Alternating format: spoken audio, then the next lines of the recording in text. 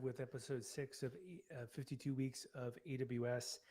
And today I'm going to finish up the AWS Cloud Practitioner material. So, this should be a good summary of the last sections of the exam.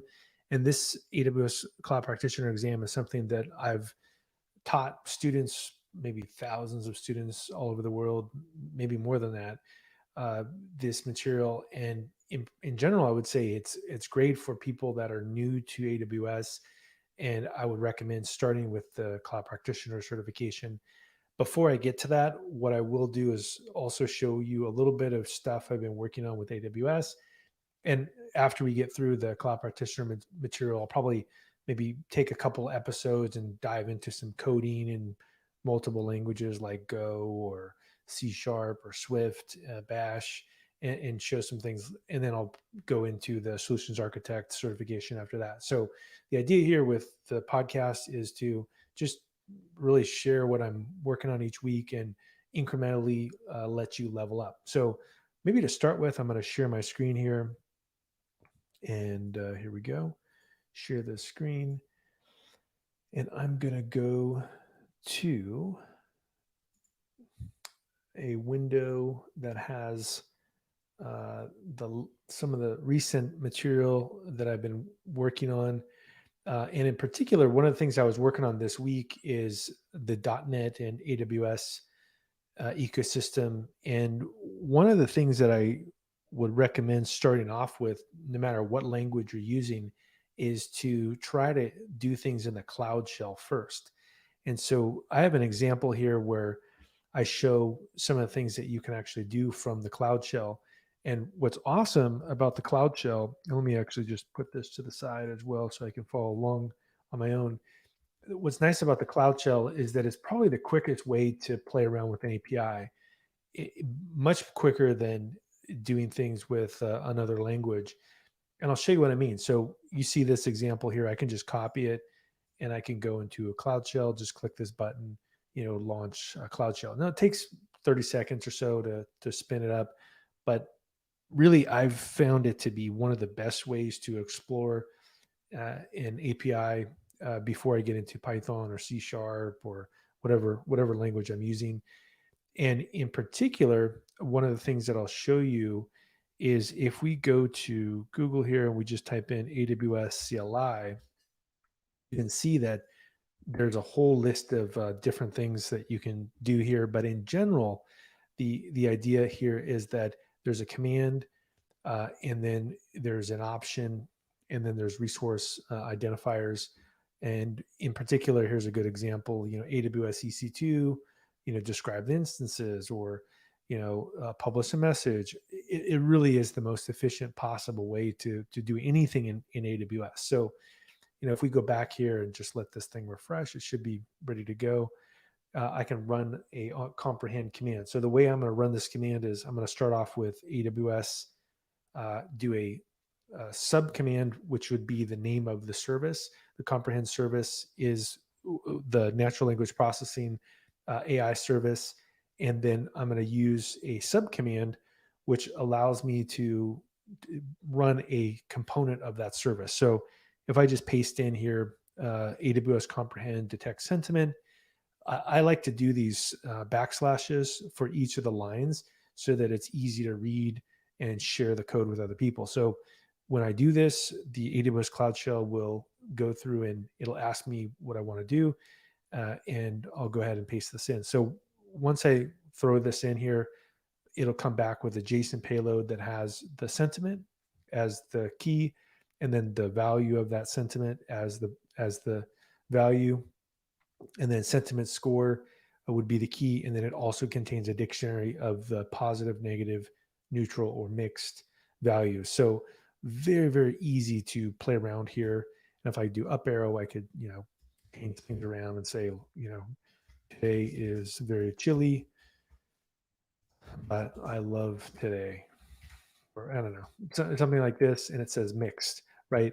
And so, in general, the idea here is that prototype things out using the bash terminal. And in fact, I think one of the examples they showed, which I can actually go to, is if we want to type in AWS EC2 describe instances, very straightforward, right? Like it just is, in my opinion, the most efficient possible way to do anything on AWS is to use the shell. So just kind of a pro tip there. So once I got that going, one of the things that I did, if I go back to this example, was that I did a sudo yum install links.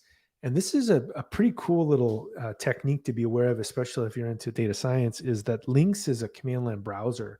And so I'm going to go back to the Cloud Shell environment here, and I'm going to do this. I'm going to say sudo yum install links. So let's go ahead and do that. And the reason I run sudo would be that it would elevate the privileges. I would do install links with yum, and the yum is the package manager that works with the Amazon Linux 2, which is what Cloud Shell is running. I'll say yes. There we go. And once I've got this installed, then if I go back to my instructions here, we can actually start to read other websites by running the links command and then dump. And this will actually just dump it out to the terminal. So in this case, I'm going to look at Albert Einstein. Here we go. And we go through here. We say, great, Albert Einstein, and I just paste it out. And so if you're doing some data science and scraping, this might be one of the coolest ways to scrape with the Cloud Shell. And there we go. And I can, look at things. Now, one thing to be aware of is that I could assign the output of this operation. Let's say if I use the head-c 5000, that would give me the first 5,000 bytes, which conveniently is all that the command line tool from AWS Comprehend will take. So I dump that out to a variable. And then what I can do is I can actually paste this code into a whole sentiment analysis detection. So if we go here, I can go through here and I can do sentiment analysis detection, and it's going to go through here and it's going to say, there we go. It's a neutral score, but there is a lot of positive weight here. So definitely try out doing some stuff with Bash, and using things like links alongside Cloud Shell. Great way to do things with AWS. And further, if you want to do something really tricky, I have an example here where I detect entities, and I allow you to, go through here and build out a very sophisticated pipeline. In fact, let's just go ahead and run that. And so if we want to, I can just go to this snippet, paste it in, and I'll just walk you through what it does. So basically, I say AWS Comprehend detect entities. So grab the entities out of some payload. I say -- language English. I do text equals text. So that's that payload I pulled from links. And then I say I want to output the results of the extraction. And then I use a traditional bash pipeline here where I cut the fifth field. Then I go through here and I only grab the alphabet characters.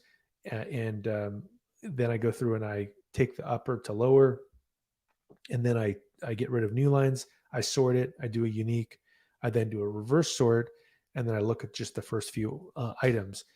And what this gives me is that I now have the entities that are extracted, cleaned up, that are probably the most important for those 5,000 bytes that I had. So I can see, Einstein, there's 12 of them, right? So if I was just blindly, scraping tons and tons of websites, this would probably give me a very, very good idea of what this Wikipedia article was out about, right? Well, it's about Einstein, right? So there's 12 instances in the first 5,000 bytes.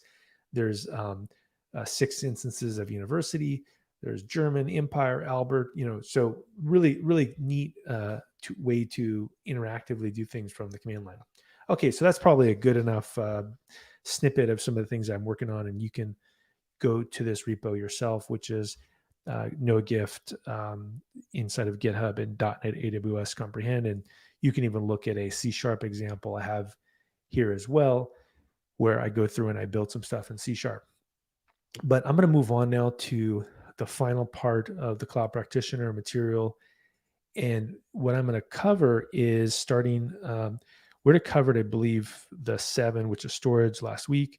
So I'm gonna do these last three modules, starting with module 8 here, which is databases. So let's go into this databases and talk about how they work on the AWS platform. So to start with, we're going to talk about the RDS system, which I've used in production many times. DynamoDB I've used in production, Redshift, Aurora, and let's go ahead and dive right into it. So Amazon has a relational database service called RDS.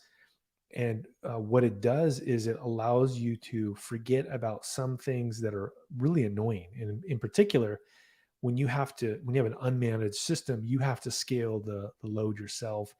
You have to develop the fault tolerant system, like client server relationships, horizontal scaling. You have to do backups, and I've been badly burned in my life. Every time I've worked at organizations, even when I was in charge, I've still made mistakes when databases are unmanaged.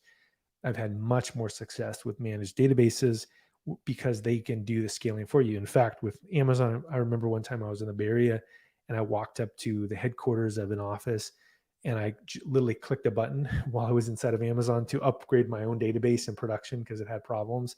And it literally took 2 minutes and was like, went to a bigger instance. So there's a lot to like about the RDS system.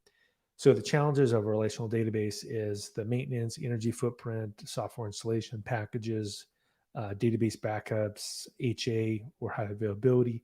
There's limits on scalability, right? Because eventually you'll run out of the ability to vertically scale it, data security, and then also the patching. It's very easy to get some security hole in the OS. With RDS, though, it manages the service for you and allows you to address a lot of the challenges of an unmanaged standalone relational database. It allows you to focus on application. And so you can give the applications the performance, high availability, all the stuff that comes with RDS. So in the example from on-prem to Amazon RDS here, you can see that they're on-prem. There's a lot of stuff you have to do that you really don't want to do. In fact, I've done many of these things in my life, and it's actually very annoying. But when you go to EC2,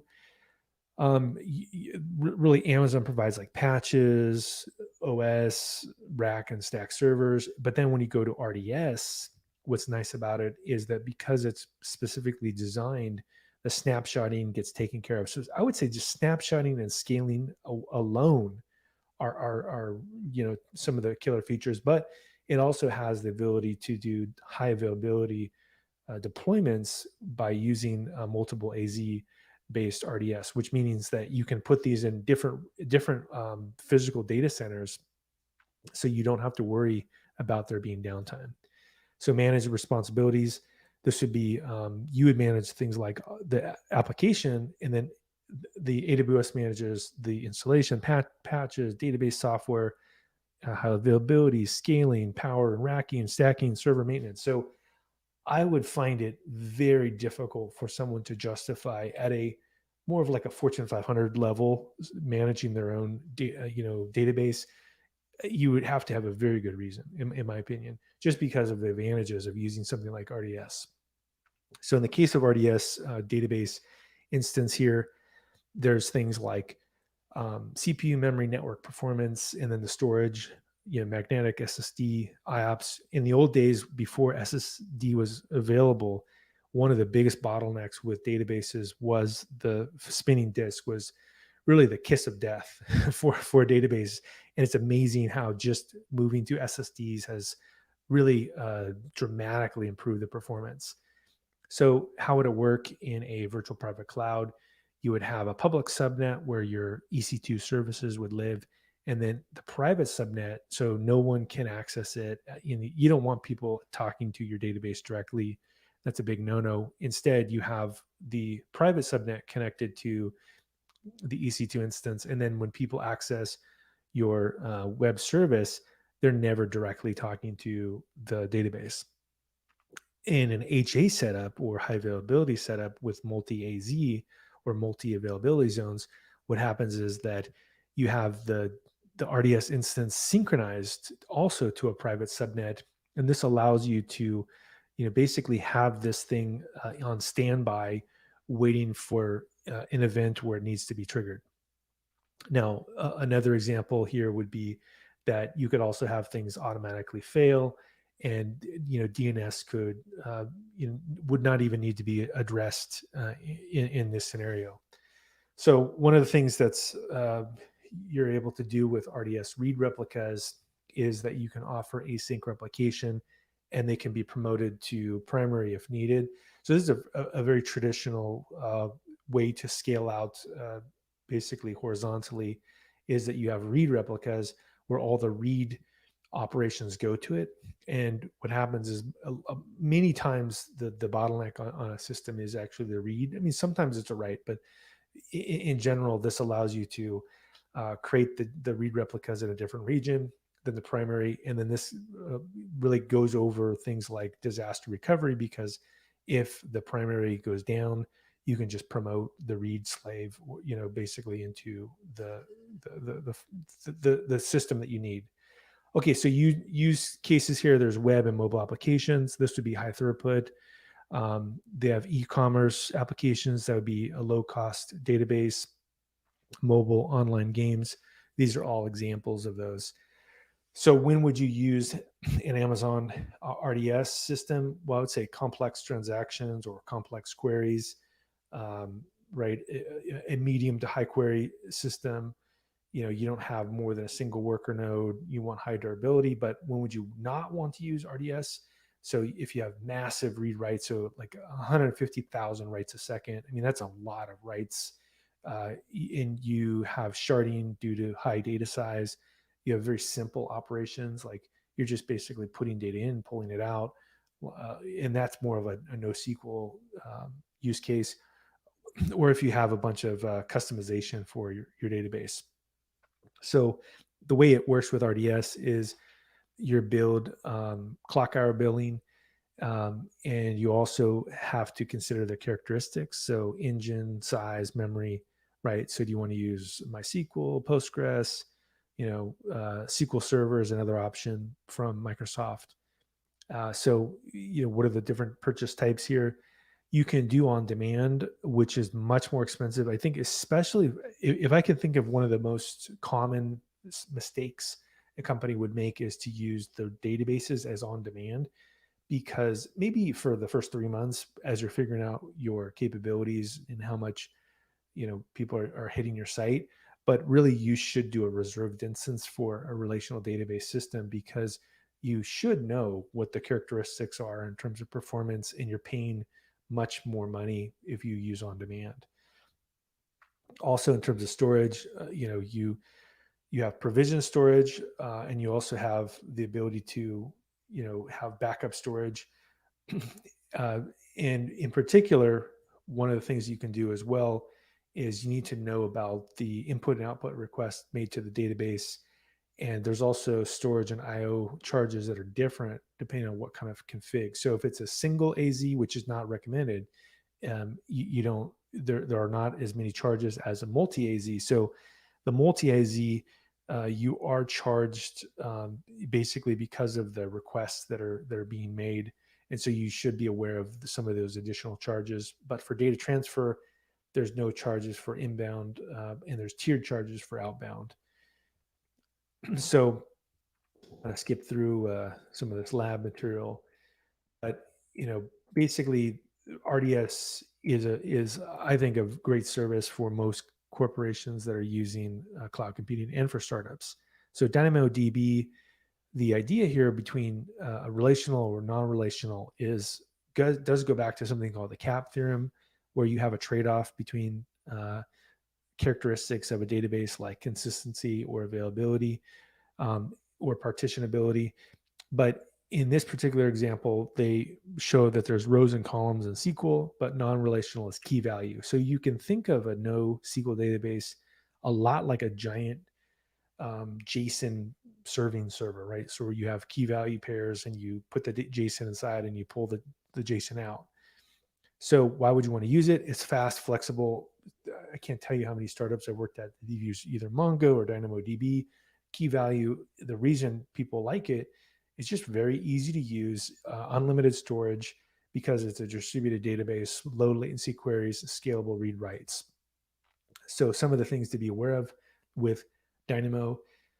Tables, items, attributes are the core Dynamo components, and they support a couple different primary keys. There's partition key, partition, and key sort.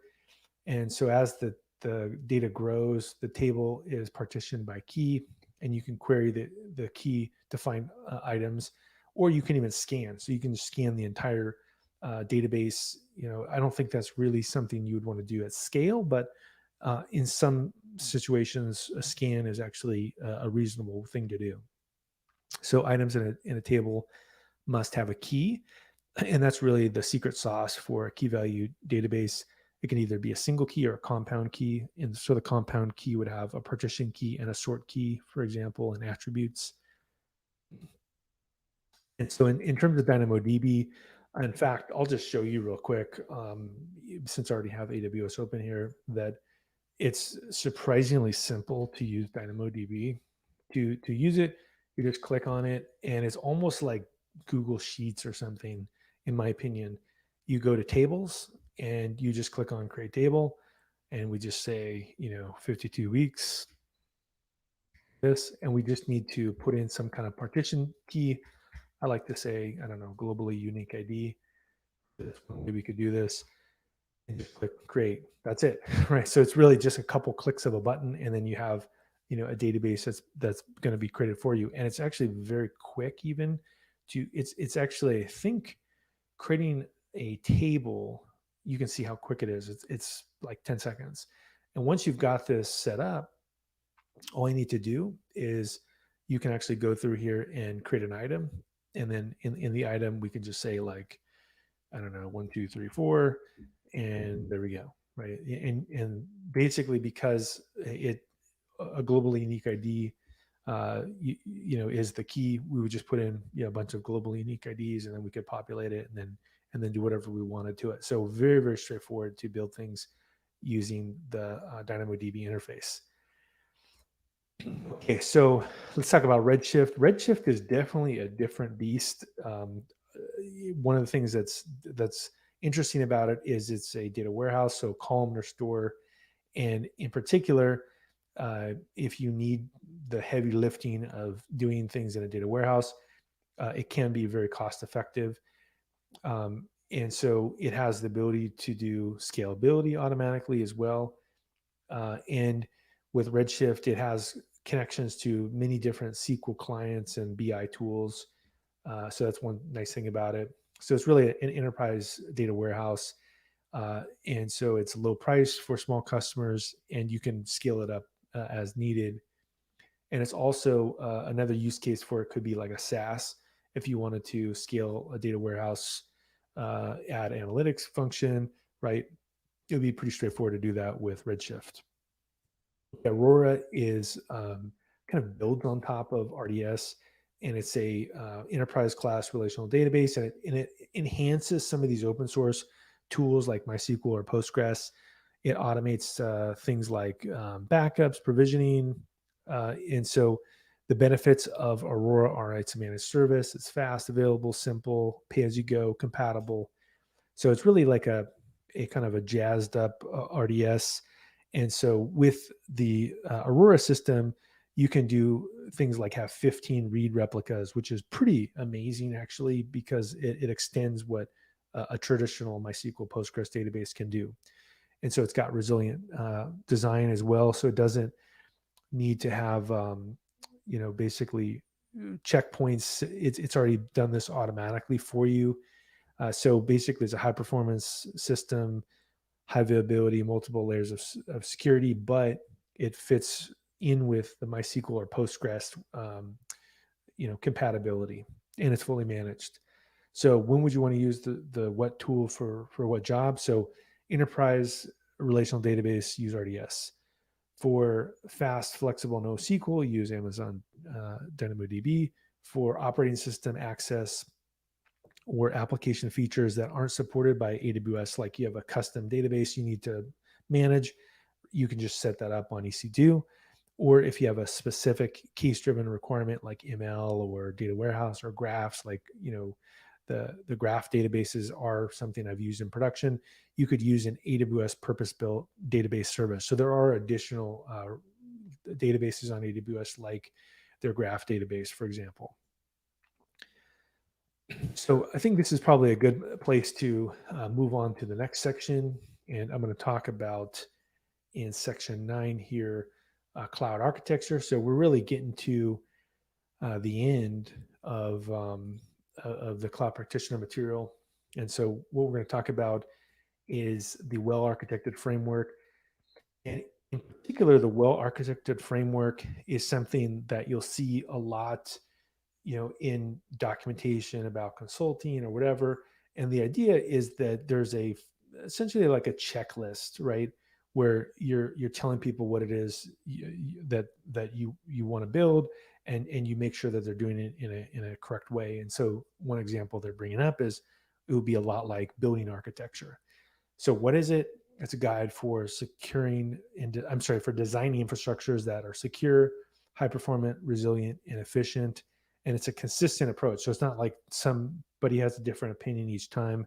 And it's a way to provide best practices that were developed through the lessons learned from reviewing other people's architecture. So I think this is a very good idea, is to have a checklist where you have standards of excellence.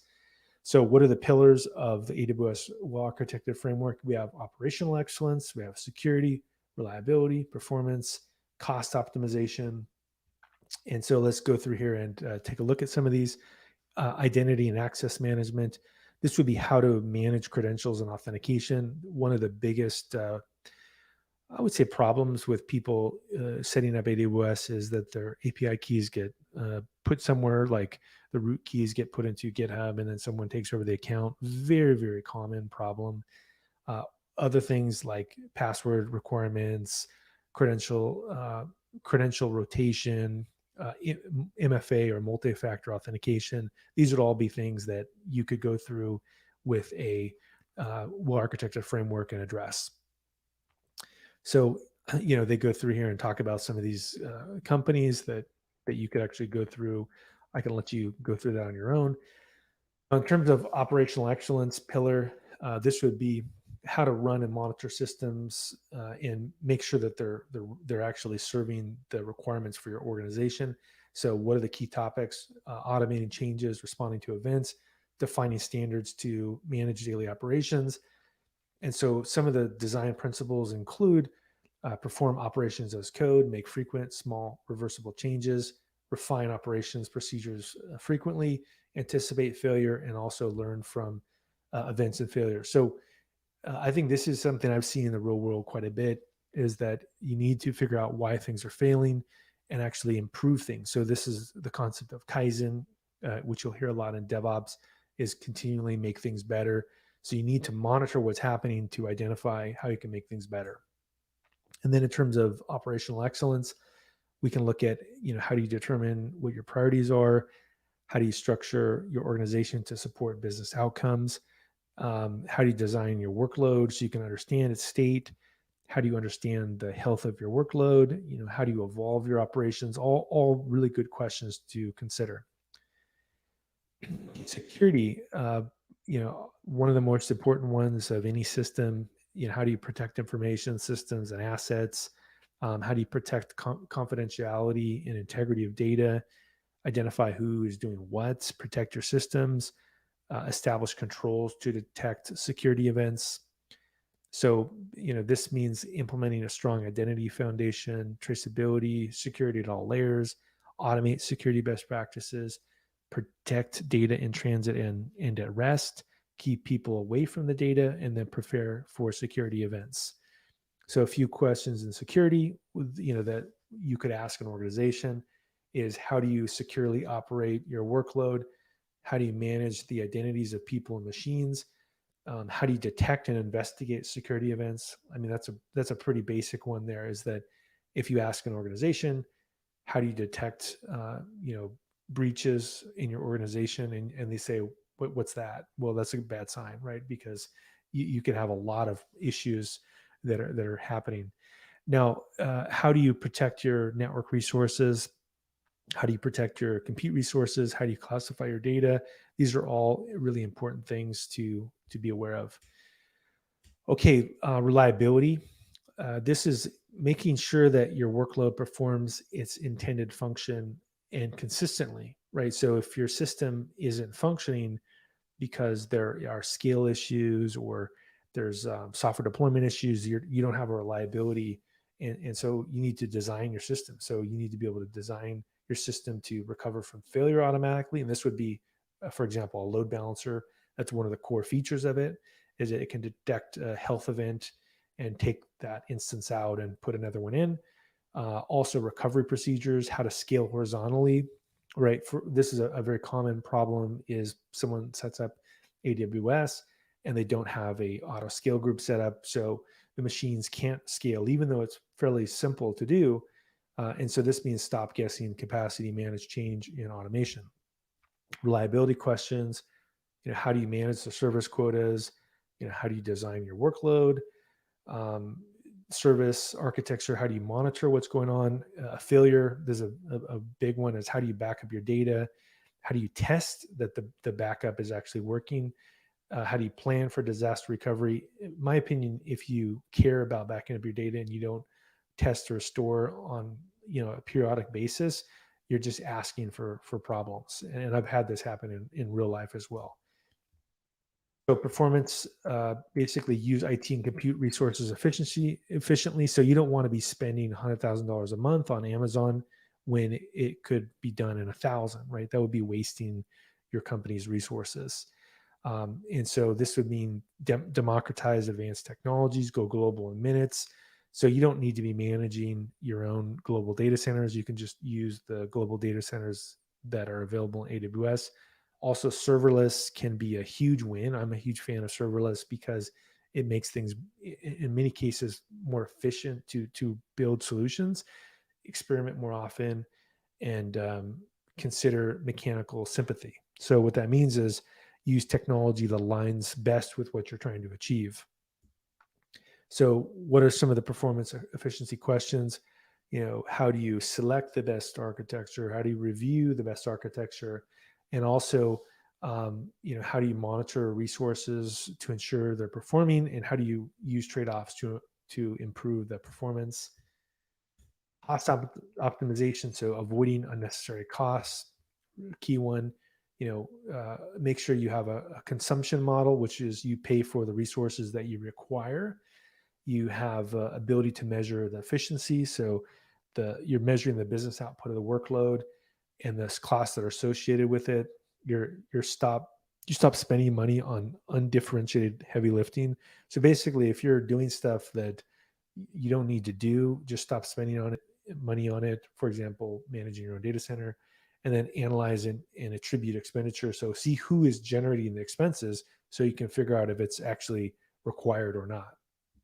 Some of the questions, how do you evaluate costs when you select services? How do you evaluate new services? These are all great questions to ask your organization. And when a company's on AWS and they're spending a lot of money, this is a great series of questions to ask them. And it's surprising, right, that how many organizations or startups in particular don't ask these questions. All right, so really in a nutshell, AWS well-architected tool, it helps you review the state of your workload and compare them with the latest architectural practices, gives you access to knowledge, delivers an action plan with step-by-step guidance, and provides a consistent process for you to review. So a lot of great things about that. And now, in terms of reliability and availability, there's a great quote by the CTO of Amazon, Werner Vogels: "Everything fails all the time." Yeah, I think that is pretty much the way things work. And you need to assume that that's going to happen, right? And so, what is reliability? It's a measure of your system's ability to provide functionality when desired by the user. And this means everything. So, hardware, firmware, software. And then what's the probability the system will function? And what's the mean time between failures, or MTBF, total time in service divided by the number of failures? So you can see this with a car, right? There's brakes, ignition, cooling. That's the system. So understanding reliability metrics, the system's brought online, what's the mean time between failures, mean time to repair. These are all important things to be aware of. And so normal operating time, a percentage of uptime, for example, 99.9 would mean overtime for 1 year. Number of nines, 5 nines means 99.999% available. So high availability, this is when a system can withstand some measure of degradation. And also downtime is minimized and there's minimal human intervention. So you can't call yourself highly available if humans are clicking buttons, right? If it basically should be minimal, if any, for a high available system.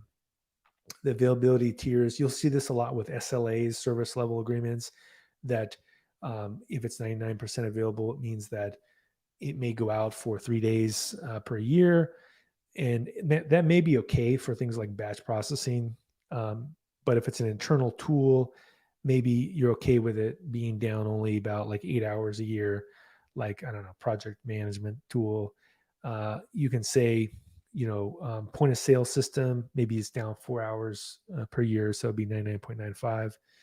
There would be a video system, like a streaming service. Maybe that would be 99.99, so 52 minutes a year. And then if it's an ATM or telecommunications, it might be 5 minutes per year. So that would be 99.999%. So it's important to know about the nines. Factors that influence the availability would be fault tolerance. So, do you have the redundancy built in, scalability, recoverability? And then there's also this trusted advisor. It is actually a very good idea if you're using AWS to look at this periodically. It tells you things like cost, performance, security, fault tolerance, service limits, and these will actually give you some pointers on like things to fix. So yeah, why not take a look at it? All right, so that takes us through the architecture. The last one that I'm going to cover for today, and then we'll have Cloud Practitioner wrapped up, and I'll move on to other things next week, is automating, scaling, and monitoring. So let's go through here and just talk about it real quick. So what we're going to talk about here is things like load balancing, which I think is very confusing to many people. Like, hey, what is load balancing? In a nutshell, it's designing for failure. And so the idea is that you distribute the traffic across multiple machines so that because again, you're assuming things will fail or that needs to be scaled up. And so, there's types of load balancers. There's an application load balancer, and this would be HTTP or HTTPS. That's like web traffic, either unencrypted or encrypted. And this is operating at OSI model layer 7. We covered that earlier, the network OSI model layers. There's network load balancer. This would be TCP, UDP, TLS traffic. So you hear about these different network level protocols. TCP is the one that most people use, and it's got this exponential back off into it, where if the traffic starts slowing down, then the sender will start slowing down the amount of traffic. UDP is like fire and forget. So basically, you just fire as much as you want. So UDP can be faster, and that's why some game companies will use the UDP protocol, and that operates at layer 4.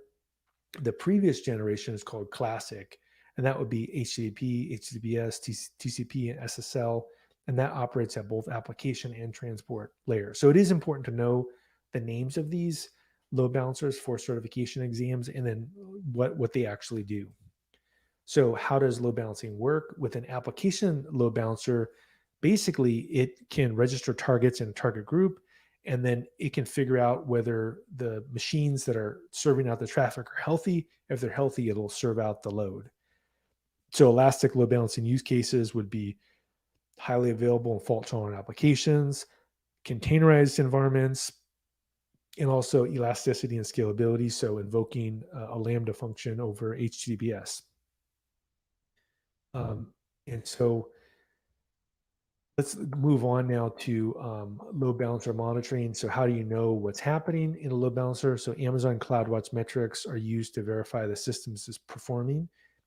Access logs, so you can also go through here and just see what's actually happening.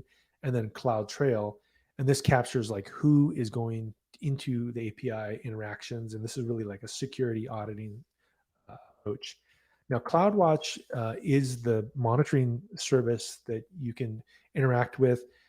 And in particular, what it does is it monitors AWS resources like EC2, for example, or S3, also applications that run on AWS.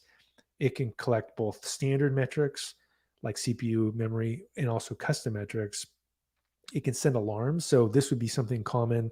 Maybe you're having performance issues, or CPU, is starting to spike. You could have some kind of a notification sent, and maybe it can go to your phone, or it could go to an email. And then you have events. This is rules that match changes. So what are the alarms? This is, again, very straightforward thing that I think is recommended, is to create an alarm based on some, either static threshold, anomaly detection, or a metric math expression.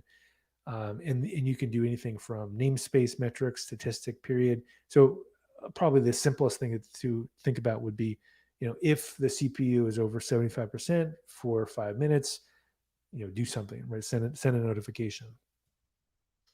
And in fact, that's one of the examples they give. If average CPU utilization is 60% for 5 minutes, or if the number of simultaneous connections to a database is over 10 for a minute, do something, right? These are all the kind of things that you would do with CloudWatch alarms. What about EC2 auto scaling? Why is it so important? The idea here is that you don't want to overscale something at the beginning because you're going to pay for things you don't need. And in the case of auto scaling, it helps you maintain the availability, and also allows you to automatically add and remove instances. It detects that when there's a problem, like, randomly things can go wrong even on just one host. And so this provides different options like manual, scheduled, dynamic, or on demand, or predictive scaling. So typical traffic at a place like Amazon could be things like, it's peaks up and down. And so the provisioned capacity would be wasted, right? Instead, it would be better to actually, match what's happening automatically. And you could do this with like an auto scaling group that collects the instances and treats them as a logical group. And you would have a minimum size and desired capacity, and you launch the extra ones when you need them. And then you scale them back out when you don't.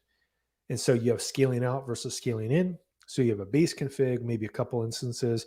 To scale out, you would launch, let's say, another node, and you have 3 virtual machines running. To scale back in, this would just terminate that instance and come back. So that is the ideal scenario, is that your system is able to actually scale up and down without humans being there. If you don't have this, you have a poor AWS architecture. So how does EC2 auto scaling work? You have a launch config, AMI, instance type, role, security group, EBS, and you go through and you do health checks. And typically that's the typical way you do it. And you could actually dynamically scale up and down. I think that's probably also the most typical way. So dynamic scaling, an easy one would be, you would just put on the auto scaling group, if average CPU is over 60% for 5 minutes, add another node. So AWS auto scaling will monitor your application and automatically adjust capacity, and it will provide a simple interface for it. So it works with EC2, container service, DynamoDB, Aurora, and in general, the scenario here is that you don't need to build out this stuff yourself.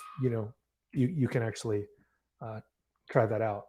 So, in a nutshell, I guess the main thing I'll stop with is that, in when you're building things out with AWS, what's important to be aware of is that probably one of the easiest things to mess up is that you have to manually go through and do things with humans. And if you have humans clicking buttons, you're setting yourself up for failure. I think that's probably the biggest takeaway that I would recommend. And somebody in a question here said, I love what you're doing. When you're answering questions, could you please answer if I should be doing projects along with videos? Yeah, I would say in general, with things like learning to do cloud computing, the more projects you can do, the better. And in particular, it's just a habit to get into, is like building solutions with AWS. I would say any of the labs that you can get access to, build them, try different services, use a cloud shell. The more abilities you have to play around with things, I think the better you're going to get at cloud computing. So just to kind of wrap up everything I've covered the last few weeks with AWS cloud practitioner certification, is that, going through, taking the practice exam, making sure that you have a notepad or like a Google Doc or a Word doc or whatever, that you write down everything that appears in the white papers that they recommend. Like if you see a term that you don't know about, like application load balancer, I would put it into a document, look up the definition for it, write it down. And if you just do that alone as a way to study for the exam, that's probably one of the most effective techniques, is make sure you understand the terminology, write it down, and then you're going to be able to master that terminology. You won't feel confused when you're on the exam. Second, I would say, is that build out these projects, as many projects as you can that are related to the exam you're studying. It's just going to help you understand what that service is going to do. Okay, well, that's probably a good time to kick off for the day. And then next week, I'm going to cover a little bit more into application development. Probably take a break for a couple of weeks before we go into the solutions architect exam. But I will see you all next week at 3 p.m. Eastern time. All right, talk to you later.